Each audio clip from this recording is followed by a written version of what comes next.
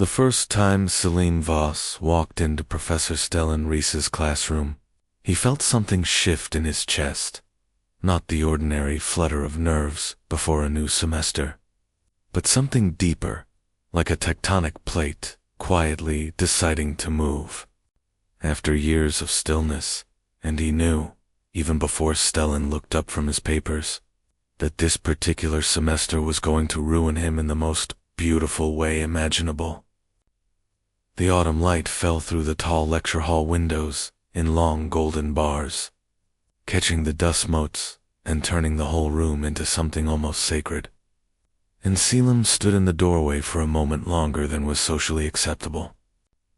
His bag slipping off one shoulder, his breath just slightly caught. He had heard about Professor Rhys the way you hear about legends in the corridors of the graduate department, in hushed and reverent tones, other students describing his lectures on contemporary literature as transformative, life-altering.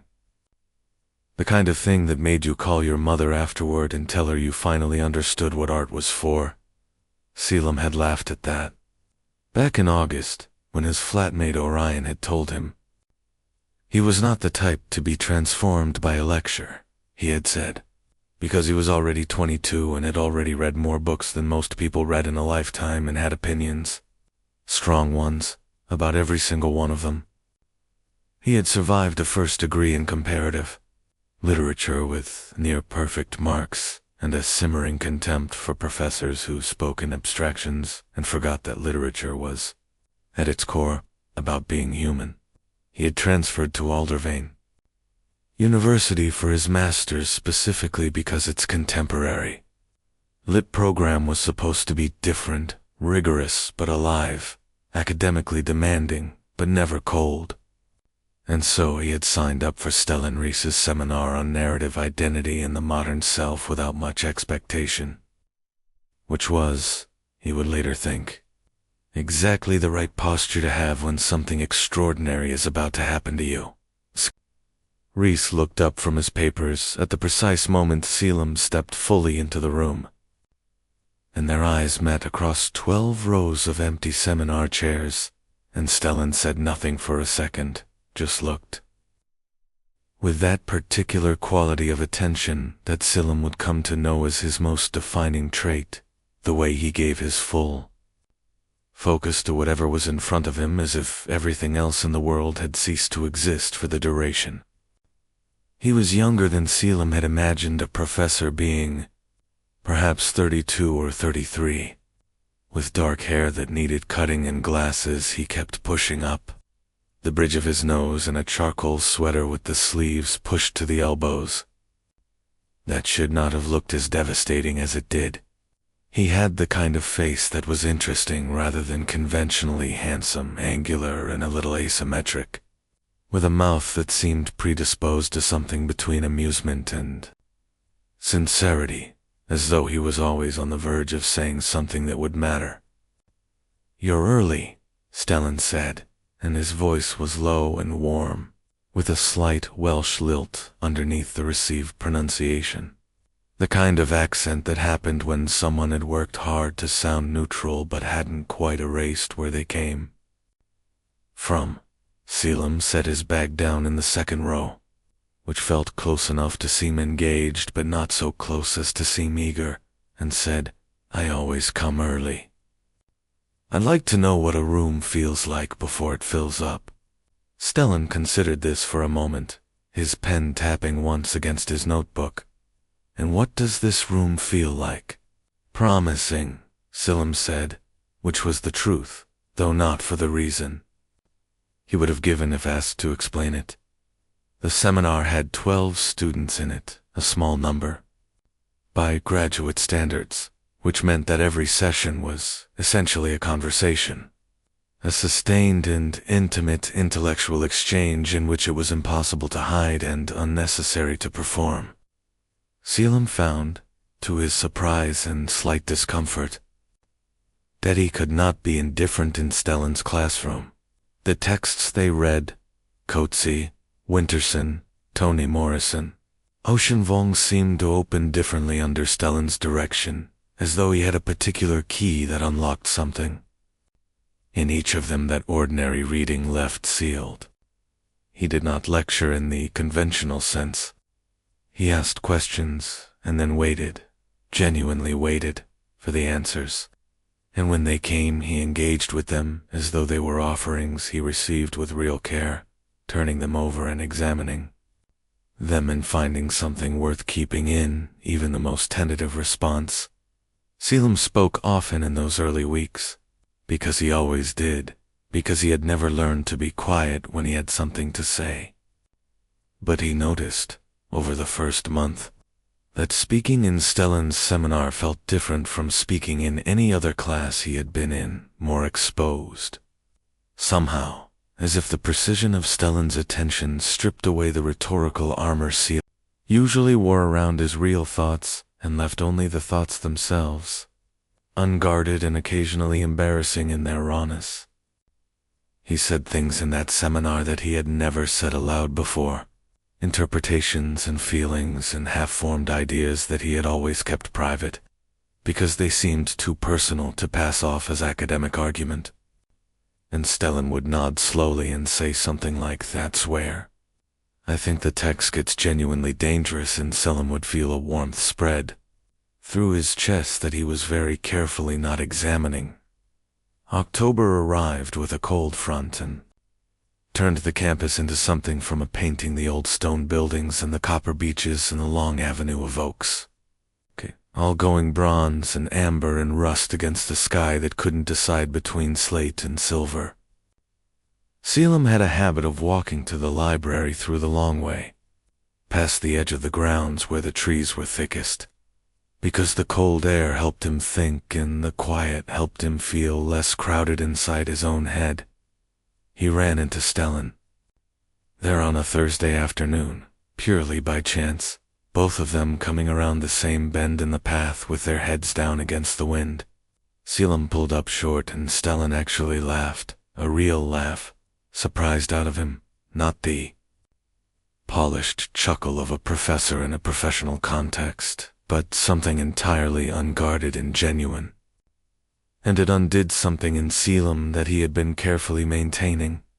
"Sorry," Stellan said, steadying himself. "I was thinking." "Me too," Caelum said. "What were you thinking about?" It was probably too direct a question to ask a professor. But Caelum had never been very good at the performative deference that graduate students were expected to show, and Stellan didn't seem to mind. He fell into step beside Caelum, which was not a decision Caelum had anticipated but which felt immediately, completely natural, as though they had been walking together for a long time and this was simply a continuation of something ongoing.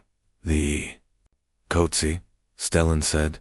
"The scene in Disgrace where David Lurie says he's given up on being reasonable.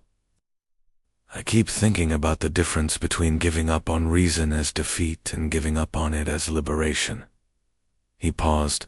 "What do you think, Caelum?" Thought for a moment. The trees moved around them, shedding leaves in slow arcs, and the path was soft underfoot with damp and decay and the ordinary beautiful decomposition of autumn. "I think the text refuses to let either reading be comfortable," he said finally. "Because if it's liberation, we have to contend with what he does with that freedom. And the novel won't let you look away from that." Stellan was quiet for a moment. "That's it exactly," he said softly, as though Caelum had named something he had been circling without reaching. "That's exactly it."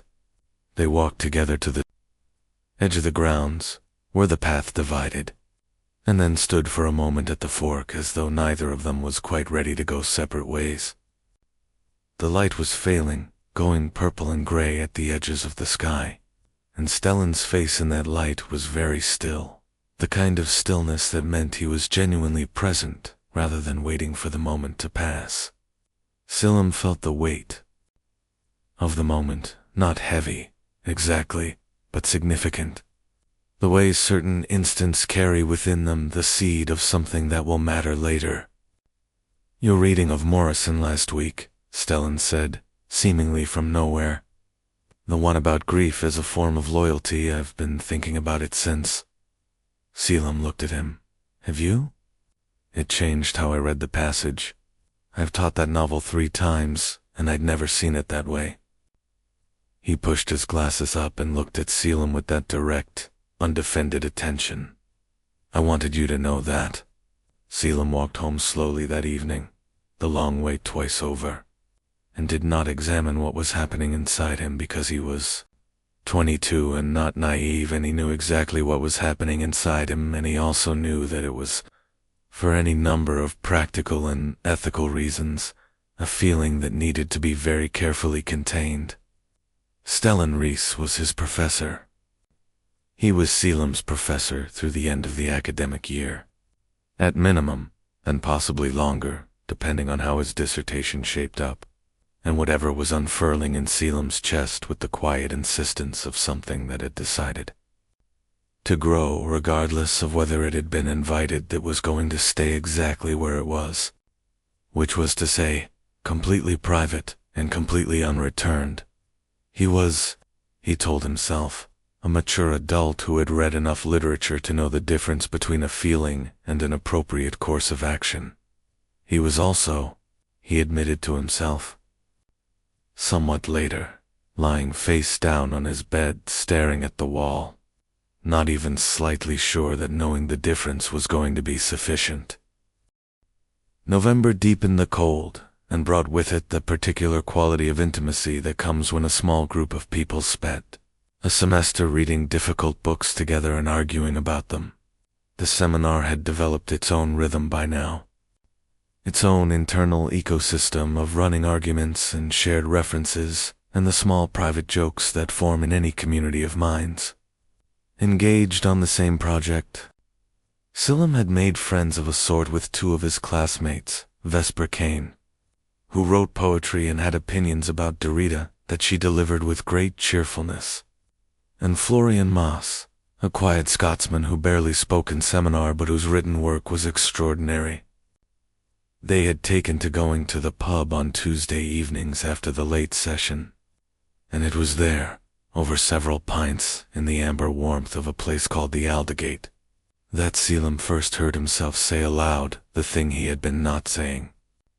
For 2 months, Vesper had been talking about whether Stellan was, in her estimation, a genius, or simply very good, and Florian had said he thought the distinction was probably meaningless. And then Vesper had looked at Caelum and said, "You're very quiet on the subject of our beloved professor," in the particular tone she used when she had already worked something out and was giving you the opportunity to catch up. "He's extraordinary," Caelum said, meaning to say it academically, and hearing immediately that it had not come out that way. Vesper raised her eyebrows. Florian looked at the middle distance, with the careful neutrality of a very kind person giving a friend room to manage their own revelation. "He's my professor," Caelum added, which was not the same as a denial, and they all knew it. "For now," Vesper said, "and let it sit there."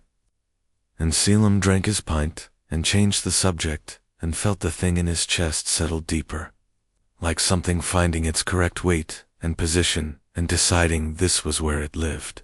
The seminars. Penultimate session of the term was on Ocean Vuongs on Earth, We're Briefly Gorgeous, and it was the session that broke Caelum open completely, though not in a way anyone else in the room would have been able to see. Stellan had structured the discussion around the concept of the letter, the novel's form as an address to an absent beloved, the question of what it means to write towards someone you are not sure can receive what you are sending. He read a passage aloud at the beginning of the session, standing at the head of the room with the book open in his hands, and his voice doing that thing it did when he was reading something he believed in, going quiet and careful and exact. As though the words were too valuable to drop, Caelum sat in his usual seat in the second row and watched Stellan read and felt, with the absolute clarity that occasionally comes in these moments, the full dimensions of what he felt. It was not infatuation, or rather it was not only infatuation. not the kind of surface thing that passes when the semester ends and you stop seeing the person every week. It was something that had grown in the particular soil of those Tuesday and Thursday afternoons, fed by the experience of watching someone think, of hearing someone say true things with real care, of being seen, genuinely seen. Not as a student to be graded, but as a mind to be engaged.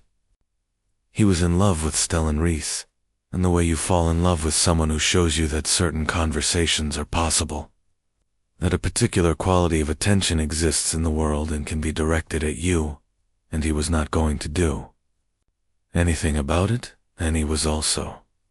He realized with something between despair and strange peace, not going to stop feeling it.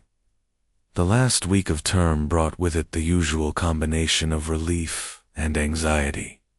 The pressure of induced essays, the social obligations of pre-Christmas gatherings, the peculiar melancholy of routines about to be suspended. Caelum submitted his essay on narrative unreliability in contemporary autofiction at 11:30 on a Friday night, and then sat at his desk for a while in the quiet of his flat, Orion having gone home for an early holiday, and felt the semester's end as something more than academic. He would not see Stellan for 6 weeks. The thought was smaller and larger than it should have been, depending on which way he held it. He had written the essay about something else, but had been thinking about Stellan the whole time, which was becoming the structuring condition of his intellectual life, and he was aware that this was not sustainable and had decided, provisionally, to worry about sustainability in the new year. The email came on a Wednesday, 3 days into the Christmas break, when Caelum was at his parents' house in the south of England, nominally helping his mother organize the pantry, but actually sitting on the kitchen floor with his back against the lower cabinets reading Virginia Woolf on his phone. The email was from Stellan, with the subject line essay, feedback Voss, and the body of the message began with the standard academic framing. I've read your essay with great interest and have a few thoughts, but then it continued past the standard framing into something that felt different, more personal. Though Caelum read it 3 times to make sure he wasn't projecting. Stellan wrote that the essay was the strongest piece of student work he had read in several years, that the argument about narrative unreliability as a form of ethical honesty was one he found genuinely compelling and intended to think further about, that he hoped Caelum would consider developing it into something longer in the spring term, and then, at the end, a single sentence, I hope you have a good rest. The seminar has been better for having you in it. Caelum read that last sentence 6 more times. His mother came in from the garden, and found him sitting on the floor with his phone held against his chest, and asked if everything was all right, and he said yes, completely, and meant it in a way that surprised him. The spring term began on a gray Tuesday in January, and Caelum arrived on campus 3 days early, which he told himself was because he wanted to get settled before classes started and had nothing to do with the fact that office hours were listed as beginning on the Thursday before term. He had a legitimate reason to go. He wanted to discuss the expansion of his essay into a dissertation chapter, which was a real and sensible academic goal, and he prepared for the meeting with the same care he brought to anything he wanted to do well, which meant he also spent a significant amount of time trying to look as though he had not prepared at all, and was simply stopping by. Stellan's office was on the 3rd floor of the English faculty building, in a corner room with a window that looked out over the copper beaches, currently bare. It was full of books, in the way that certain academics' offices are full of books, not decoratively but functionally. Every surface occupied, stacks on the floor, papers annotated and interleaved with other papers, the residue of a mind that was always working. There was a small plant on the windowsill that appeared to be receiving more or less exactly the wrong amount of light, and a mug of tea that had been forgotten and gone cold, and a single framed photograph on the desk that Caelum could not see. Clearly, from where he sat, Stellan was in the middle of a sentence when Caelum knocked and entered, writing something longhand in a notebook, and he finished the sentence before he looked up, which was a habit Caelum had noticed and found, absurdly, endearing the refusal to let a thought be interrupted even by another person's arrival. He looked up and his face did the thing Caelum had come to watch for, without entirely admitting he was watching for it, a genuine shift in quality, a brightening that was not performed, as though Caelum's presence was a thing he was actually glad of. Voss, he said, which was what he called most of his graduate students by surname, but which in Caelum's particular case had somehow acquired a warmth it did not have when directed at others. Come in. Caelum sat in the chair across the desk, and they talked for an hour and 40 minutes, which was 80 minutes past what office hours technically allowed, and which Stellan made no move to end, and Caelum therefore did not either.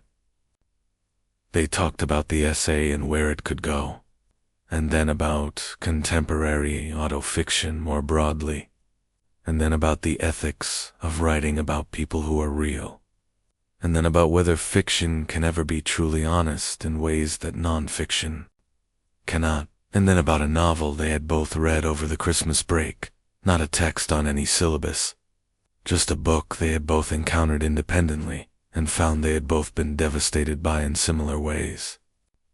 By the end of the hour 40, Salim's notebook was full of ideas, and his chest was full of something enormous and warm, and he stood to leave, and Stellan stood too, and they were briefly, unavoidably close in the narrow space between the desk and the door. Same time next week, Stellan said, and it was a completely normal academic thing to say. The natural suggestion of a supervisor to a student he was helping develop a project.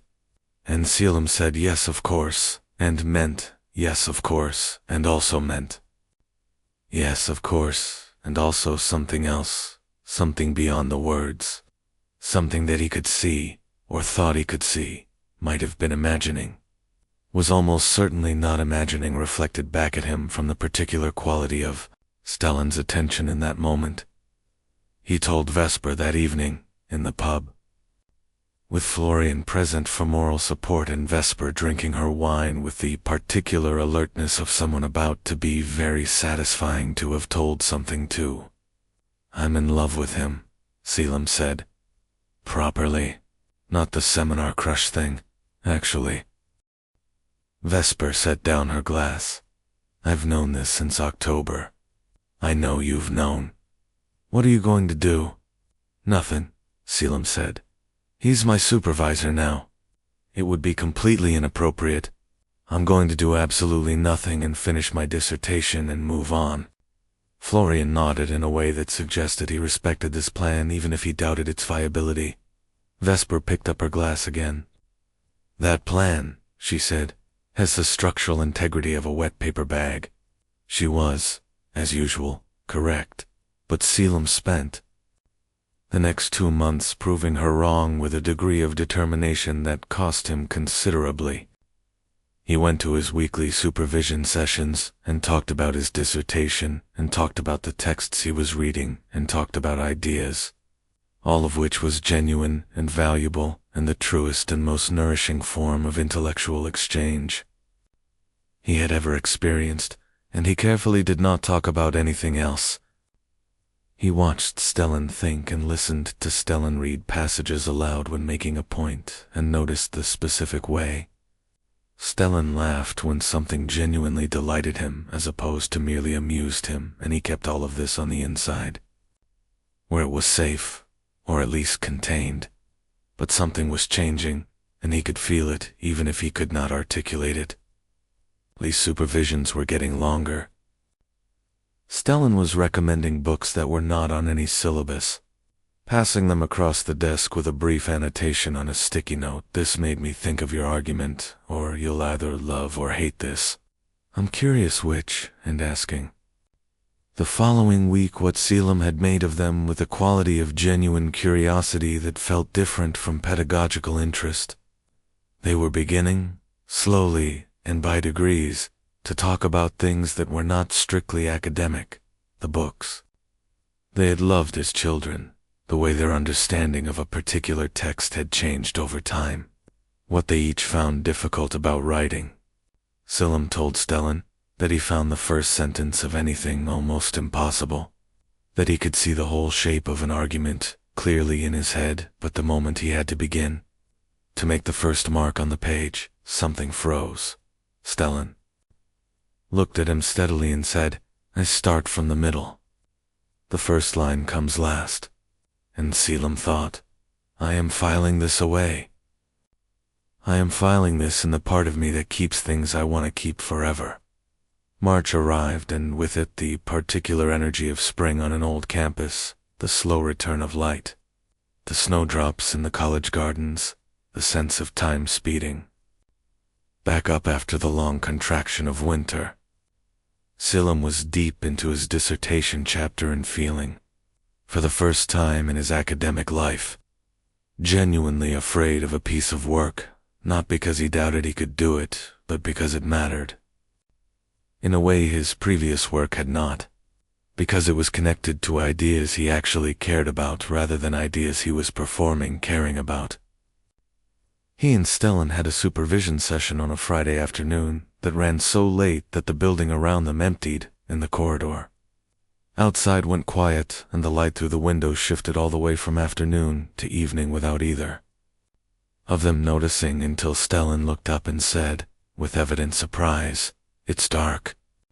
They both looked at the window and then at each other, and then Stellan said, "Have you eaten?" Caelum had not eaten. It was past 7. "There's a place near here," Stellan said carefully, "if you'd like to continue the conversation." It was a careful offer, the kind that gave the recipient every possible exit, and Caelum understood that Stellan was being precise about it, not hiding anything, but making it possible to refuse without awkwardness. Caelum said yes with equal care, meaning yes, and they went to a small Italian restaurant 2 streets from campus that was warm and unpretentious and nearly empty on a Friday evening, and they sat at a corner table and ordered wine and pasta, and talked for 3 more hours. At some point in the second glass of wine, the register of the conversation changed. It was not dramatic. There was no single moment of crossing, just a gradual easing of the frame. The academic context thinning and becoming transparent until what was underneath it was simply 2 people who found each other extraordinary. Talking in the way people talk when they have stopped performing and started simply being. Stellan talked about why he had become an academic, which was a story that involved a teacher of his own, a formidable woman named Dr. Mira Isay, who had taught him in his 2nd year of undergraduate. Stellan had said one thing to him in a corridor that had changed the direction of his life. He talked about his complicated relationship with Wales, the place he was from and had left and could not entirely leave behind. The way it appeared in the books he loved even when those books had nothing to do with Wales. He talked about loneliness in a way that was so matter-of-fact and undefended that Caelum felt his throat tighten, not with pity, but with recognition. The particular ache of seeing yourself in someone else's confession. And Caelum talked back. He talked about growing up knowing he was gay, in a family that was not unkind about it but was not comfortable either. The long adolescence of feeling slightly out of phase with everyone around him and finding in books the only place where that feeling made sense. He talked about the books that had saved him, not metaphorically, he said, actually. The specific novels that had given him a way to understand his own life, and had made him want to spend his life thinking carefully about how stories do that work for people. He said, "I chose this because I believed literature mattered, and I needed to be somewhere that took that seriously." And Stellan said, "So did I," and they looked at each other across the small table with its candle going low, and it was the most seen Caelum had felt by another person in his entire life. They walked back toward campus in the cold night air, their breath-making brief clouds, and at the point where their routes diverged, they stopped and Caelum thought, this is the moment, and then thought, absolutely not. And then thought, but look at the way he's looking at you, and then thought, you could be imagining the way he's looking at you. And then Stellan said, I'm very glad we did this. And there was something in the way he said it that made all of Caelum's careful arguments with himself go quiet. So am I, Caelum said. Genuinely, a pause. The night around them still and cold and full of the particular clarity that only comes in early spring when the air hasn't quite decided what it wants to be. Good night, Caelum, Stellan said, his given name, not his surname, which he had not used before, and which landed with the quiet precision of something chosen. Caelum walked home in a state that did not have a simple name, his heart doing something complicated in his chest, his mind refusing for once to analyze it and instead just letting it be there. Whatever it was, with all its weight and warmth and the terrifying sweetness of knowing that something real was happening, even if he didn't know yet what it would become. He did not sleep well. He did not expect to. April was difficult and beautiful in equal measure. Selim was writing intensively, the dissertation chapter opening up in ways that surprised him, the ideas coming faster than he could manage them, requiring him to be at his desk for long hours that he did not experience as long because the work had become the thing he thought about when he was not thinking about anything else, which was one of two things he thought about when he was not thinking about anything else. The supervisions continued, weekly, in Stellan's office with the cold plant and the forgotten tea and the framed photograph Caelum had still not managed to identify. They were, by this point, operating in a register that was not quite professional and not quite personal and existed in the particular space between those categories that has no comfortable name and cannot last indefinitely.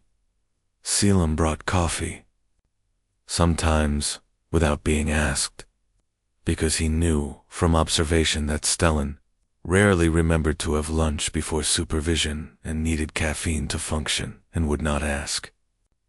Stellan had started keeping a copy of Caelum's working draft on his desk between sessions, visibly annotated, which meant he was reading it between their meetings in a way that went beyond what was strictly required.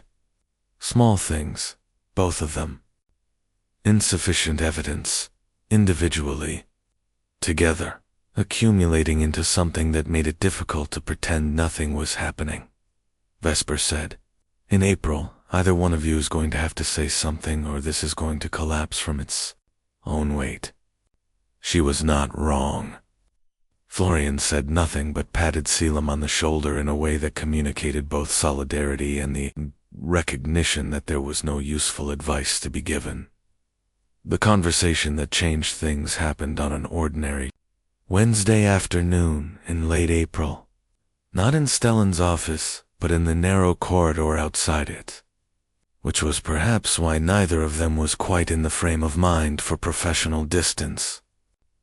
Caelum had come to drop off a revised section and had found Stellan in the corridor with a cup of coffee and a slightly unfocused expression that meant he had been deep in something and had just surfaced. They fell into conversation therein. The corridor, standing against the wall while a couple of students passed, and then the students had gone and the corridor was quiet and they were still there, talking. And at some point Stellan said something about a novel he had been reading. And Caelum said something back, and Stellan looked at him, that look, the full attention one, the one that felt like being held, and said, I find it difficult, sometimes, to maintain and then stopped. Caelum waited. The appropriate distance, Stellan said carefully, that this context requires. The corridor was very quiet. Caelum's heart was doing something irregular. He understood that this was the moment that Vesper had been predicting, and Florian had been quietly anticipating, and he had been both dreading and wanting since October. And he also understood that the next thing he said would determine a great deal. I find that difficult too, he said, and said it as simply and honestly as he could, without performance, without armor. In the register they had developed over months of conversation, the one where they said the true thing. Stellan was quiet for a long moment. His coffee had gone cold in his hand without him noticing, which was very him. He said, "I'm aware of the position I'm in. The power differential is real and I want to be. I don't want to make you feel. You're not making me feel anything I haven't felt for months entirely on my own," Caelum said. "I want that to be clear." Another pause. Somewhere down the corridor, a door opened and closed, and someone walked past the other end. And they both waited it out and then were alone again. "What do we do?" Stellan said, and the fact that he said, "we simply, without qualification," was the most significant thing Caelum had heard him say.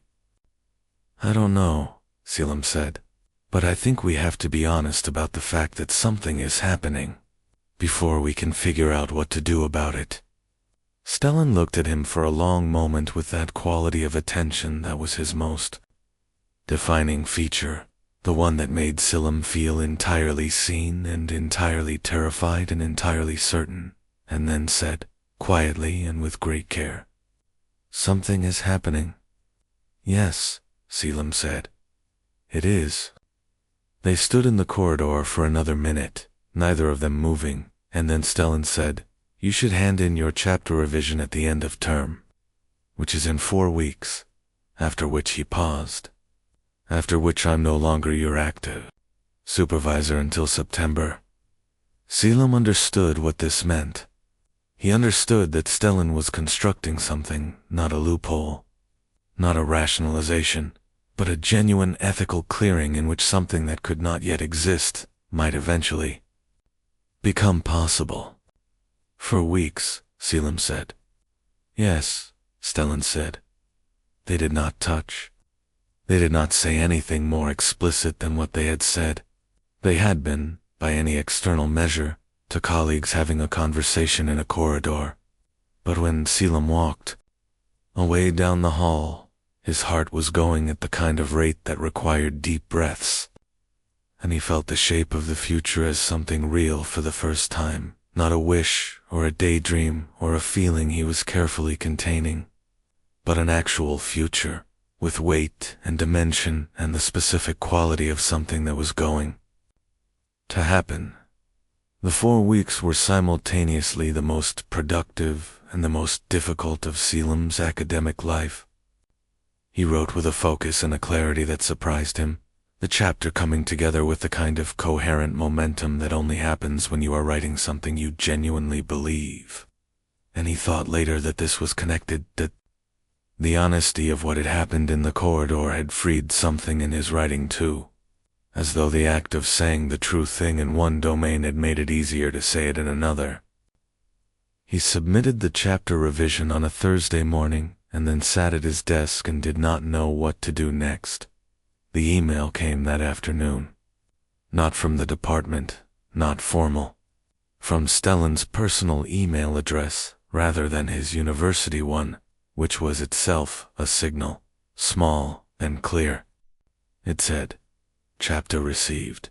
I'll read it this weekend. In the meantime, would you like to go for a walk? Tomorrow, if you're free. There's a path by the river I think you'd like." Caelum read the email 3 times. Then he replied, "Yes, what time?" The river path was 40 minutes from campus by bicycle, through flat Cambridgeshire farmland that opened suddenly into the broad green corridor of the riverbank, willows trailing in the slow brown water and the occasional narrow boat moored. In the reeds. Stellan had suggested meeting at the trailhead at 10 o'clock, and when Caelum arrived on his bicycle, slightly out of breath from the pedaling, Stellan was already there, in different clothes than Caelum had seen him in before, walking trousers, and boots and a dark green coat that made him look like a different, easier version of himself. The academic formality gone and something simpler and more real in its place. They walked for 3 hours. The path curved with the river, past meadows and lock houses and a pub that was not yet open, through a wood that smelled of wild garlic and wet bark. They talked, as they always did, about everything and nothing in particular, books, as always, but also the river and the birds, and a memory Stellan had of this path from years before, and a memory Caelum had of a different river in a different country that had the same quality of slowness and peace. And then at some point, perhaps 2 hours in, when they had come to a wider stretch of the bank where a bench had been placed to face the water and they had sat on it, Stellan said, "I want to say something, if that's all right." "Yes," Caelum said, unaware. Stellan said, "that I'm your supervisor. That the relationship has been asymmetrical in terms of institutional power, and that this creates a responsibility that I don't take lightly." He was looking at the river, not at Caelum, in the way that people sometimes do when they are saying something that requires their full concentration. "I want to be very clear that nothing I say now is intended to put you in a position where you feel obliged to respond in any particular way, or where your academic situation would be affected by how you respond." Caelum waited. With that said, Stellan turned to look at him, the full attention look. And in the daylight and without the academic context, it was even more undefended than Caelum had seen it. "I've spent months trying to be appropriately professional about something that isn't, from the inside, a professional experience. And I'm not interested in pretending otherwise, if the pretending isn't necessary." Caelum's heart was doing the complicated thing again. He said, "It's not necessary." "I thought about this a great deal before asking you to come today," Stellan said. "I thought about whether it was appropriate. I thought about the dynamics at play. I thought about what I wanted from this, if it was something, which I believe it is." A pause. "What I want, Caelum, to be plain about it, is to know you, outside of the context we've been in. I want the conversations we've been having to continue in a space where they're between equals. And if something more than that," he stopped. "If something more than that is what it already is," Caelum said, "from my end." Stellan was quiet. The river moved past them, slow and brown and entirely indifferent to the magnitude of what was happening on its bank. "Yes," Stellan said softly. "From mine, too?" Caelum looked at him, this person who had been, for 8 months, the center of a feeling he had refused to fully name, who had changed the way he thought and the way he wrote and the way he understood what a conversation could be, and felt the thing in his chest settle into something that was no longer anxious or contained, something that had finally found its correct form. He said, "I'm not a student who developed a crush on an authority figure. I want you to know that. This is what I feel as I know," Stellan said. "I know that's what it is." He reached out, slowly and with great care, and his hand covered Caelum's, where it rested on the bench between them. Warm and steady, the lightest possible contact, the kind of touch that was a question more than a declaration. Caelum turned his hand over and let their fingers settle together and felt, with a clarity he had not felt about anything in a long time, that he was exactly where he was supposed to be. They stayed on that bench for another hour, talking, the river moving past them, their hands where they had placed them. It was not dramatic. It was not a grand gesture or a scene from a novel. It was two people who had found their way, carefully and honestly and with great patience, to a place where the truth of what they felt could simply exist without being managed or contained, and that was more than enough.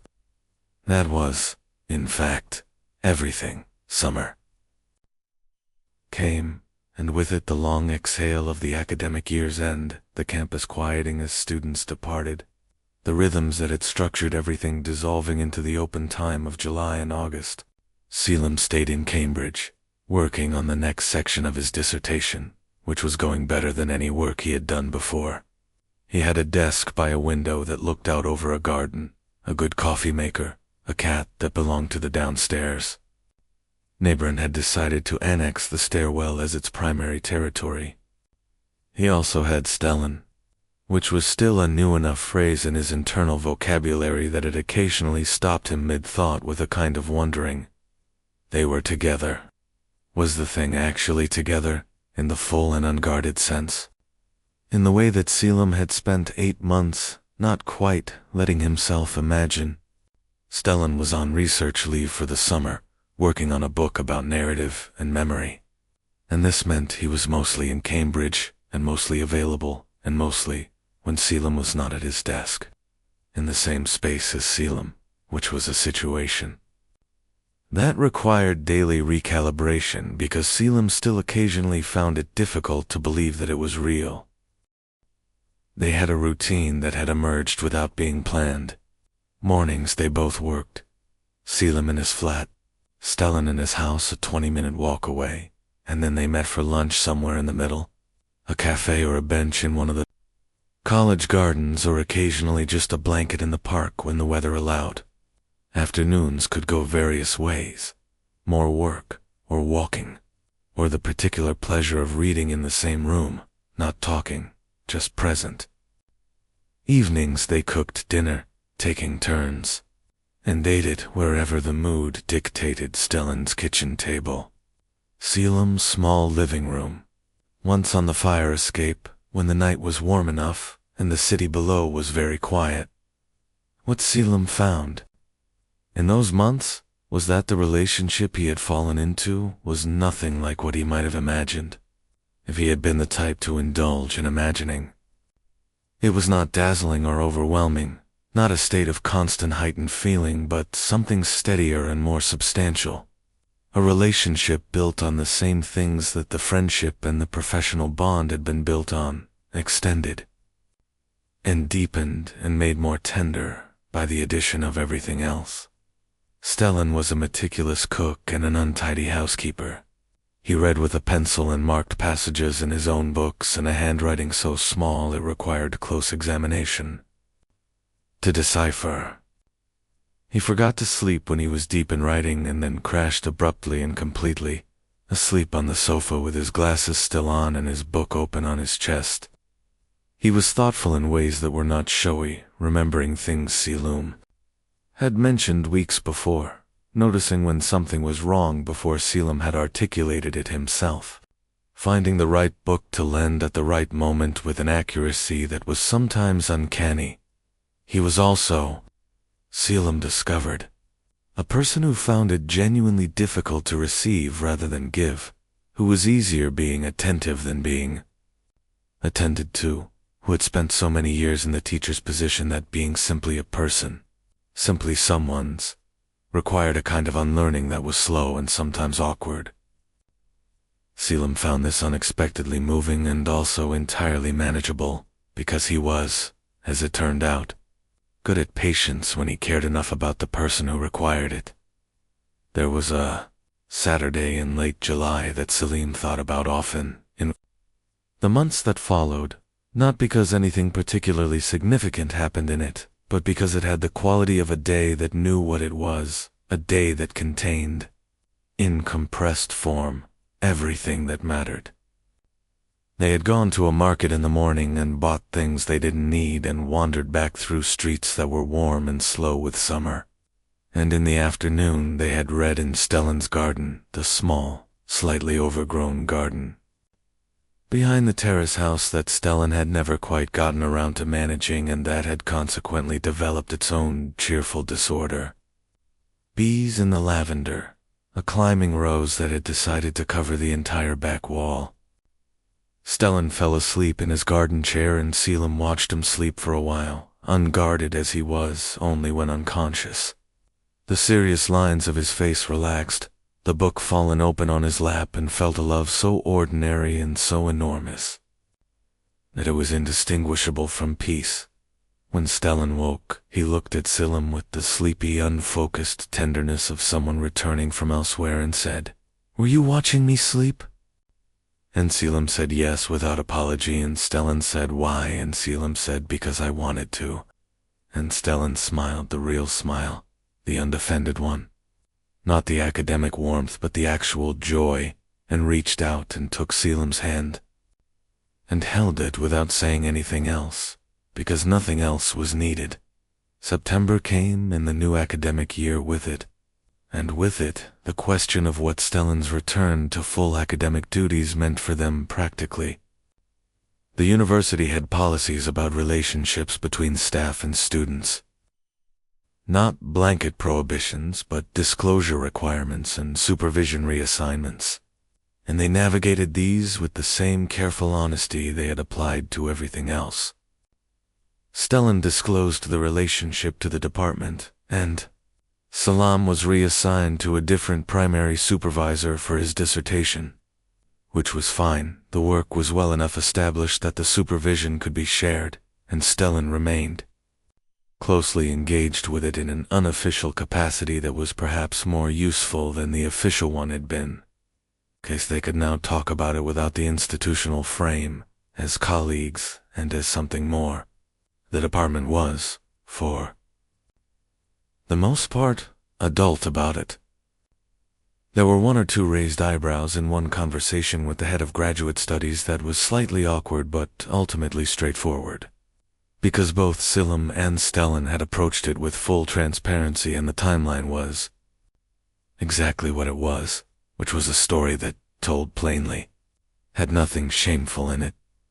Caelum's dissertation, submitted the following spring, was among the strongest in his cohort, a fact that would have irritated him if he had any reason to doubt its integrity.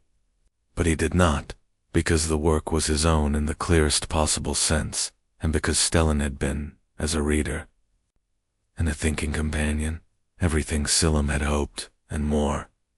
The examiners wrote about original contribution to the field, about an argument that shifted something in the existing scholarship, about the maturity of the critical voice.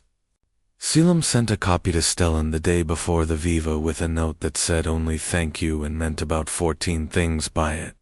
He passed the Viva with minor corrections, which he made in 3 weeks, and submitted the final version on a Wednesday in June. And that evening Stellan took him to a restaurant that was considerably nicer than the small Italian place 2 streets from campus, with proper tablecloths and a wine list that required consideration and a view of the river at dusk, all gold and rose in the summer evening light. They ordered things they would not normally order, and Stellan said, "You should be very proud of yourself," and Caelum said, "I couldn't have written it without you," and Stellan said, "You wrote it entirely yourself. I asked questions."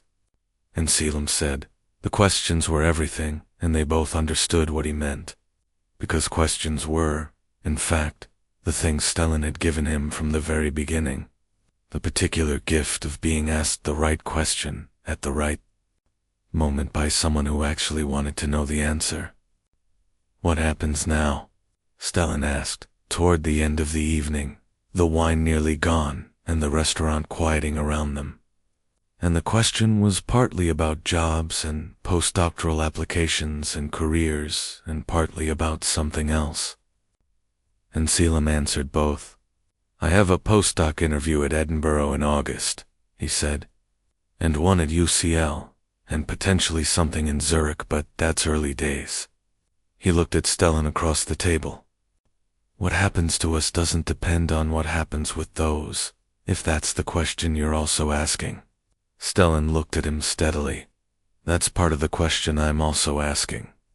Then, whatever happens next, geographically or professionally, I'm not treating this as something that ends because circumstances change, unless you want it to end."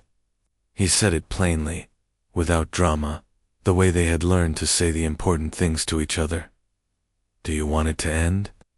"No," Stellan said, equally plain, equally honest. "Quite the opposite." Caelum got the UCL position, a 3-year postdoctoral fellowship in contemporary fiction, which kept him in London and close enough to Cambridge that the distance was manageable. which was not why he took it but was not irrelevant to his feeling of rightness about taking it. He moved to London in September, a flat in Bethnal Green with good light and enough shelf space and a kitchen that was just sufficient for cooking for two when Stellan came down for weekends, which was often. Stellan came to London and Caelum went to Cambridge, and the distance was real but not large, and neither of them treated it as a problem so much as a condition they were working within, which seemed, from the inside, like the correct attitude. They went to Edinburgh together in October for a conference where Caelum presented a paper derived from his dissertation and Stellan was on a panel about contemporary Welsh writing, and they were, for the first time, publicly and professionally themselves, not hiding, not qualifying, simply present as two people who were together in a field where they were both beginning to be known for their work.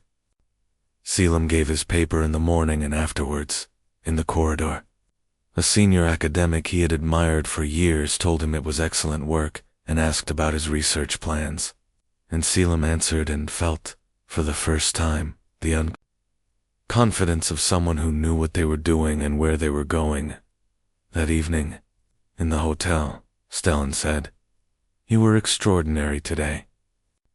And Caelum, who had spent a year and a half learning to receive from this particular person, said, "I know," and meant it with arrogance and with a gratitude. He didn't need to explain because Stellan already understood exactly where it came from. The year that followed was the best of Caelum's life, not because it was free of difficulty, it wasn't.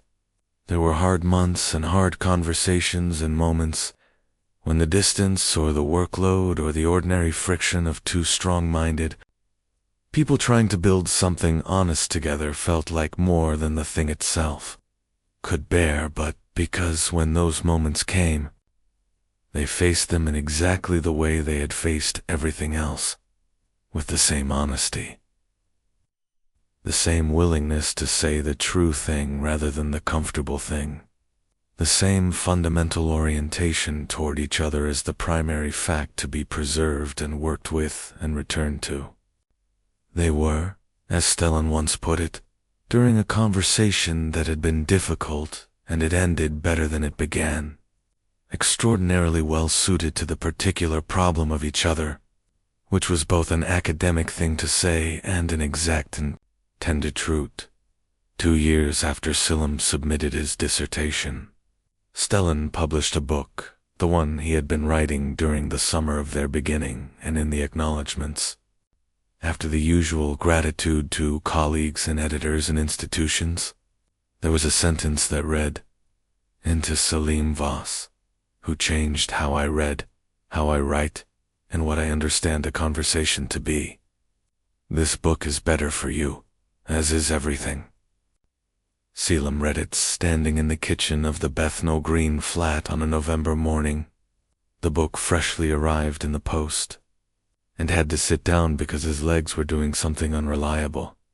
He called Stellan, who answered immediately, because he had been waiting. "You put me in your acknowledgments," Caelum said. "Yes," Stellan said.